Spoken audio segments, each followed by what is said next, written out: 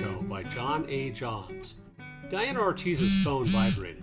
She badly needed to talk to her husband Salvador, who lived in New Jersey.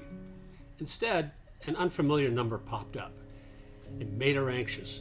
Diana read the text, "Pay your rent in the next 48 hours or we will kill your little girl. And she will suffer and suffer and suffer." Ortiz froze. As a street vendor, Diana was visible and unprotected. Every day for weeks, local gangs demanded rent from her.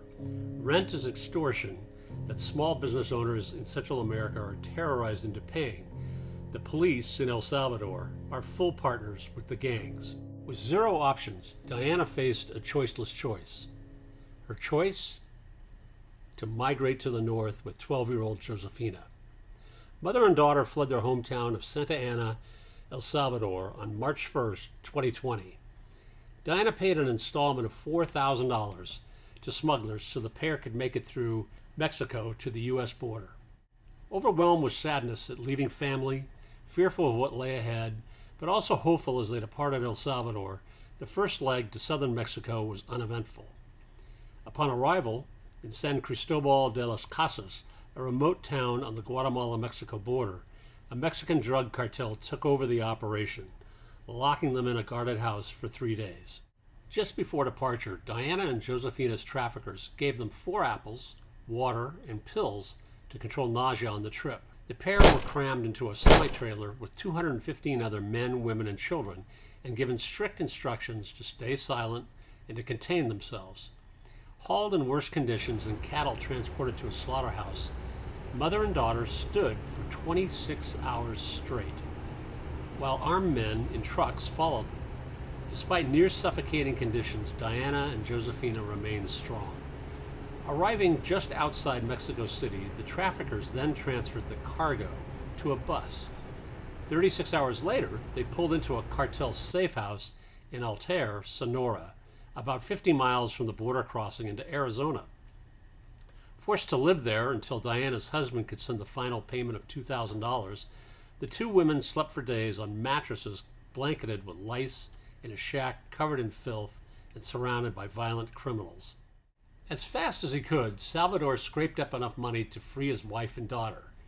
Early one evening, the cartel took Diana, Josefina, and 12 other women and children to a fortified military camp.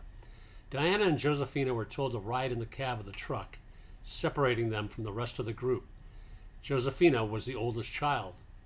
"My worst fear was that they would do something to my daughter because she was now a teenager and very pretty," Diana said. "So I prayed that no one would look at her. I wasn't going to allow her to be separated from me, ever." From Altair, the group drove to a location in the hills outside Sasabe, Sonora, an isolated, dusty, tiny border town across from Arizona. It was 11 p.m. on March 19th, 2020. The cartel told them it was a 5-minute walk to a place where they could cross, and the Border Patrol would be helpful to them. Compounding their treachery, just before departing, the cartel robbed them of their money, backpacks, and jackets. The Sonora desert freezes at night in March, and tonight was no different.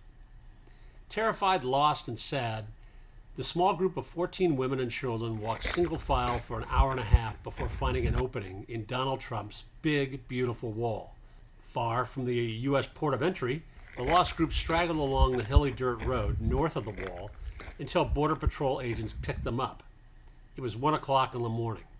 The weary travelers believed that they would be welcomed by the United States. They were wrong.